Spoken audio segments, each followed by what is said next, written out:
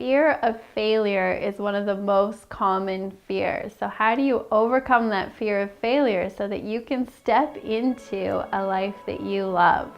Hi, my name is Stacey Berger with Mastering Your Mindset. I am passionate about you living a life you love. If you're new to our channel, be sure to subscribe on YouTube or follow us on Facebook for new tools every Wednesday to help you master your mindset so you can live a life you love.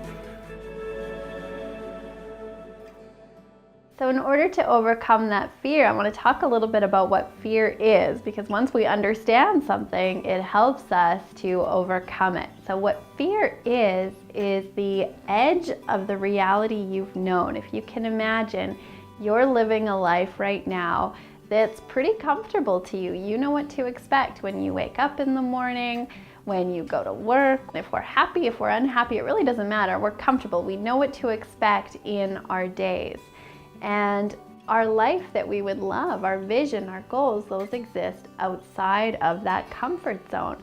So what happens is as we're growing, as we're taking steps, we start to bump up against this edge of our comfort zone. And that's where fear shows up.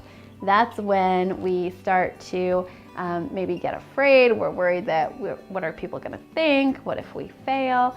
And it's really, really easy to contract back to that comfort zone. There's a very real gravitational pull constantly pulling us back. So there's a part of us that wants to move forward. There's a part of us that's arguing for our status quo.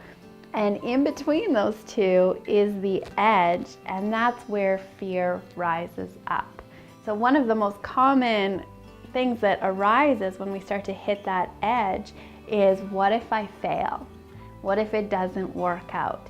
And that fear, if we're not careful, can cause us to stay back into our comfort zone. I'll tell you about a client who she had a vision for growing her business, and she really wanted that result, and she'd wanted it for a long time, and she could never get past that edge of her comfort zone. And when we started to work together, we really energized what it meant to her to achieve that goal and what it would look like if she didn't achieve it. She knew that if I really want this goal, I have to be willing to do it afraid. I have to be willing to really confront that fear of failure. And in her case, that required her to make sales calls, to connect with people, to make offers to people.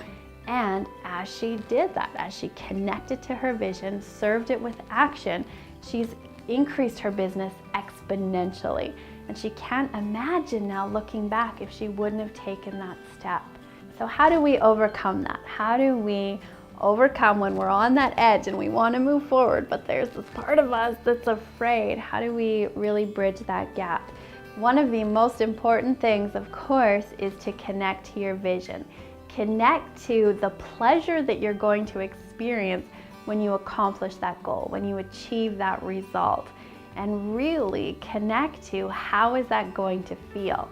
And equally as important is we can connect to the pain if I don't do it, if I don't take that step, if I don't make that call, if I don't put myself out there, if I don't try. How is that going to feel in 3 months from now, in a year from now, in 3 years from now, if I never take the chance? And the pain of not doing it can be a great driver.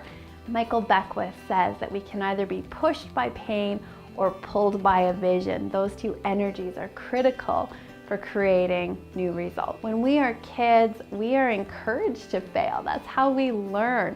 Adele, my youngest right now, she's learning how to ride a two-wheel bike. And I know that she's gonna fall off that bike as she's learning how to balance and how to ride the two-wheel bike. But I also know the freedom for her that exists on the other side of that. Something happens when we're adults where we don't give ourselves permission to fail. The key here is actually failing often. Failure is part of success. We need to be willing to fail enough to succeed. So when that feeling rises up inside of you and says, what if you fail? You want to say to that voice, so what? What if I fail? Highly successful people are willing to fail. They understand that failure is part of success. And what they do is when they fail, they rise up and they start again. They rise up and they start again.